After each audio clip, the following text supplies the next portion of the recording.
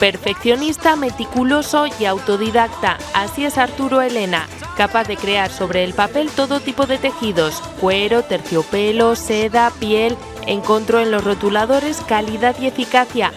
Mi relación con el dibujo empieza desde muy pequeñito. Cuando te haces mayor y empiezas a darte cuenta que hay una estética en vestir y eso, pues de repente me empecé a interesar por la moda. Y empecé a dibujar cosas relacionadas con el diseño de moda. Con 19 años dejó su Teruel natal para trasladarse a Barcelona. Contactó con una revista de moda, les presentó unos bocetos y tras una semana de prueba le dieron trabajo fijo.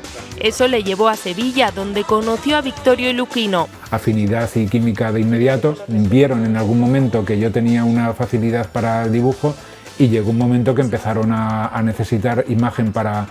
Primero empezaron a sacar cosas en Telva, luego ya necesitaron carpetas de prensa para ir a enseñar la colección a Madrid. El trabajo llegó a manos de la prensa especializada. Desde entonces, las revistas y firmas de moda más importantes han querido llevar el sello de Arturo Elena en sus páginas y diseños. Estos figurines, por ejemplo, protagonizaron la campaña de la serie Pose. Había diversas temáticas: abrigos de piel o prendas en dorado o prendas en tejidos metálicos.